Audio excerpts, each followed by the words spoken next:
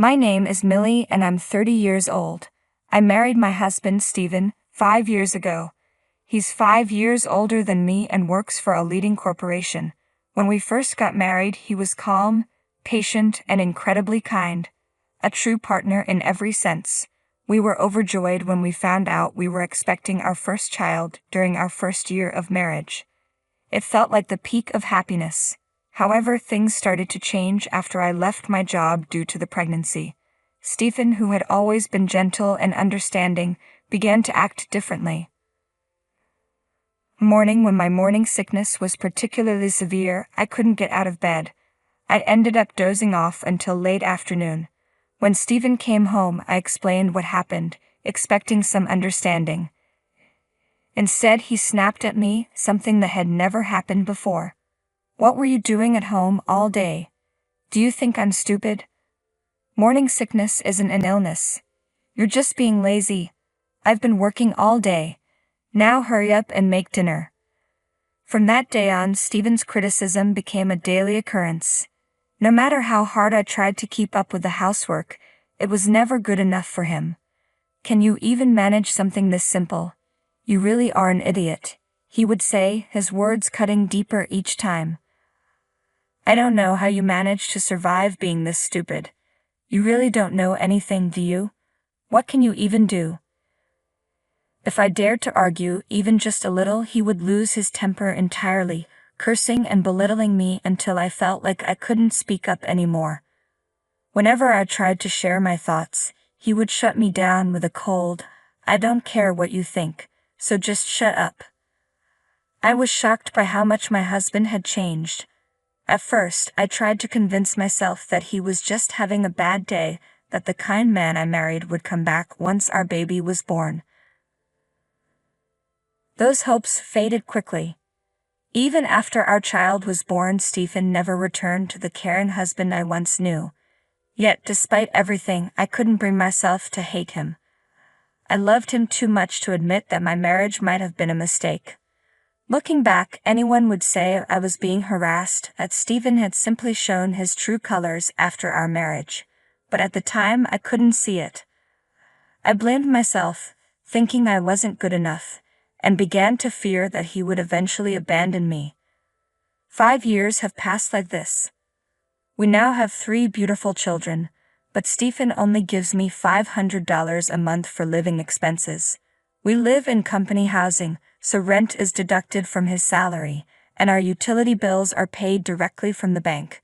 Stephen insists that $500 is more than enough, but with the cost of milk, diapers, groceries, and daily necessities, it's barely enough to get by. I've had to dip into my savings from before we were married, but those have now run out, leaving us in a very difficult situation. When Stephen comes home from work and sees the cheap dinners I've prepared, his anger only grows. When Stephen sat down at the dinner table and saw what I had prepared, he sneered. "What is this? This is dinner. Can't you cook something more decent? You're home all day doing nothing, and this is the best you can manage. Can you even cook a proper meal?" I tried to explain that I didn't have enough money to buy better ingredients, but his response was cold and dismissive. I give you money for living expenses every month. It's a housewife's duty to make ends meet. That's what real housewives do. You really can't do anything right, can you? Stop wasting my money, you parasite." His yelling seemed endless. On top of everything, Stephen had been having an affair for years. At first, he tried to hide it, meeting his lover in secret, but lately he didn't even bother to conceal it. Despite all of this, I found myself still afraid that he might leave me. It was as if I had been completely brainwashed by him. Every day I was overly sensitive to Stephen's moods, and the only comfort I found was in watching my children grow. But even that small solace was tainted by the reality of our situation. I wanted to dress my children in cute clothes, but I couldn't afford to buy any. When my mom friends invited me to lunch or tea, I had to decline because I simply couldn't afford it. It was one thing for me to miss out, but I felt terrible for my children. Stephen would always claim that $500 was plenty for any housewife to make ends meet. Yet the moms around me seemed to live without a hint of struggle. They were always well-dressed, lively, and their children seemed happy too. With each passing day, I lost more confidence in myself, believing that I was a failure as a mother and that everything was my fault. But then, one day, I made a bold decision. I confided in one of my closest mom friends about what was happening at home. When she heard my story, she was genuinely shocked. "None of this is your fault, Millie. Your husband is completely wrong. What he's doing is harassment, plain and simple." I had never even considered that Stephen's actions could be harassment. "There's absolutely nothing wrong with you, Millie," she continued. "You're neither stupid nor incompetent. You're a wonderful mother." Her kind words gave me the courage I needed. I decided it was time to stand up for myself and negotiate with Stephen for more money to cover our living expenses. When I broached the topic with him, his reaction was as harsh as ever. "What are you talking about? I'm giving you more than enough. When are you going to stop wasting all my money?" "But the kids are getting older," I explained. "There are things they need, and I need money to spend time with their friends' mothers too." "Not a chance," he snapped. "You just stay home. Take care of the kids and do the housework. Don't try to act all high and mighty when you're so incapable." His yelling upset the children, and they started crying. "Shut them up," he barked. Before I even realized it, the words slipped out of my mouth. "I want a divorce." I was shocked at myself. I had never thought about it seriously before, but now it just came out. Stephen looked stunned for a moment but quickly regained his composure. "Do you really think you're in a position to demand that, you parasite? Fine, I'd be glad not to see your miserable face anymore, but you're going to pay back every penny you've squeezed out of me." He started calculating. "That's $500 a month, so $6,000 a year, which makes it $30,000 over 5 years. And of course, I'm keeping the children. Get the $30,000 ready, and then you can leave on your own." With that, he stormed out of the house like nothing had happened. I collapsed on the floor, hugging my crying children as tears streamed down my face. My youngest was only 11 months old. How could I possibly come up with $30,000? But even more pressing than the money was the need to protect my children and figure out our next steps. I felt like I would rather die than be separated from my children, but I no longer had the confidence to endure life with such a terrible husband. Overwhelmed by the situation, I finally reached out to my mom. My dad had passed away while I was in college, and the house where I grew up no longer exists. My mom now lives with my brother and his wife, which made it difficult for me to rely on her. I had always hesitated to burden her with my problems, but now I had no choice. When I told her what had been happening, she was upset and chastised me for not coming to her sooner. I heard her crying on the other end of the line. She assured me that both my brother and his wife were deeply concerned and insisted that I come to their house as soon as possible. Before I left, Mom advised me to gather evidence of Stephen's infidelity, so I started documenting his actions, including receipts for gifts and brand-name products he bought for his lover, as well as hotel receipts for their stays together. I collected credit card statements and other evidence as Stephen was careless with his paperwork. Mom hired a lawyer to handle the legal matters. The lawyer spoke with Stephen, who was adamant that he didn't want a divorce, even if we were to live separately. He insisted on retaining custody of the children, which made me realize that this process would be lengthy and complicated. I began preparing to move the children to my brother's house. But as this was unfolding, we received unexpected news. Stephen had been diagnosed with stomach cancer. Fortunately, it was detected early, and the doctors said it could be treated with surgery. Stephen was admitted to the hospital for the procedure. Without him at home, life felt incredibly peaceful and refreshing. I experienced a calmness that I hadn't felt in a long time. Perhaps it was because I finally had a moment to breathe and focus on my own well-being and that of my children. Notice that with the stress of Stephen's absence, I had become more cheerful, and my children seemed livelier and happier than usual. Seeing them so well and thriving only strengthened my resolve to get a divorce. I had no regrets about leaving a husband who claimed his cancer was a result of the stress caused by my actions.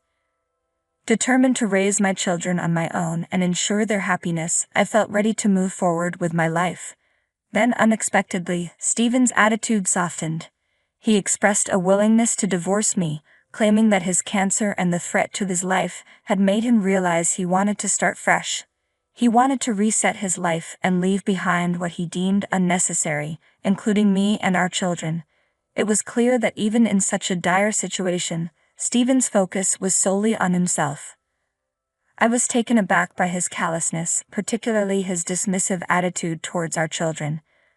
Despite this, I saw no reason to reject this opportunity to finalize the divorce. I acted quickly to complete the process before Stephen could change his mind.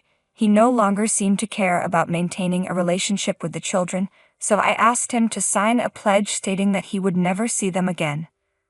While this arrangement was convenient for me as it meant I would not receive child support, Stephen agreed to a substantial financial settlement. I also demanded compensation from his lover. Finally, I was able to finalize the divorce. Stephen, concerned about public perception, told his colleagues and neighbors that I was the one who left him as soon as he fell ill.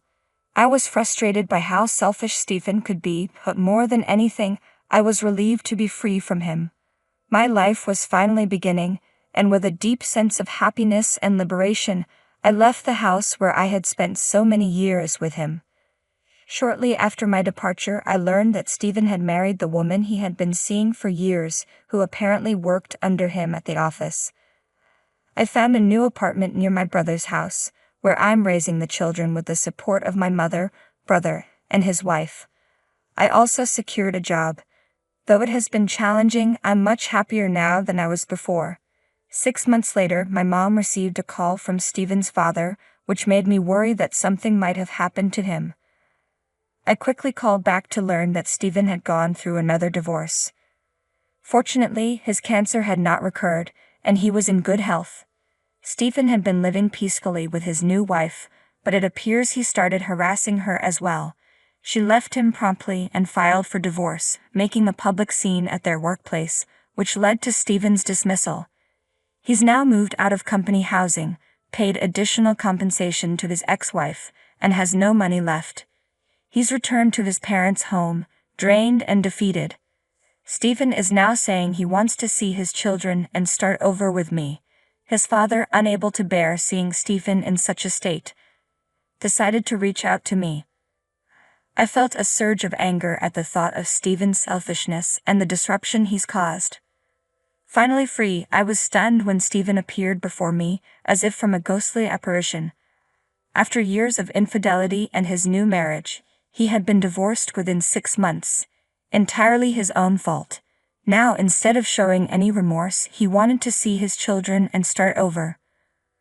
Who did he think he was? Who was the parasite now? I was at a loss for words. Struggling to control my anger, I told Stephen I never wanted to see him again before hanging up. A few days later, as I was heading home from work, I was shocked to find Stephen waiting for me in a park near my house.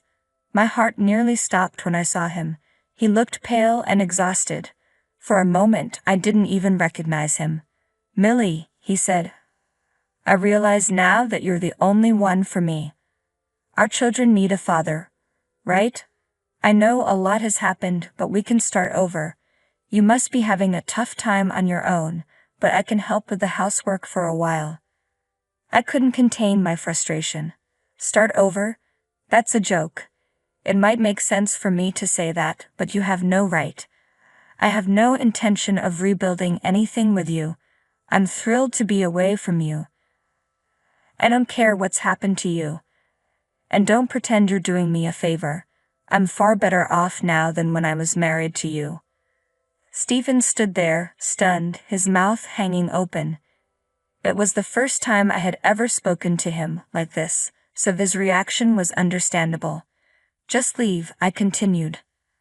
"I don't know how long you've been here, but if you think you can waste your time like this, why don't you find a job or something? You're an adult. Don't have your dad follow me around. And if you come anywhere near me again, I'll call the police." With that, I walked away, leaving him standing there. Although I was scared and furious at his sudden appearance, seeing the look on his face actually made me feel better. My children and I haven't seen Stephen since, and we are living peacefully and happily. I believe there's still so much life ahead of us. I'm committed to staying positive and working hard until my children grow up.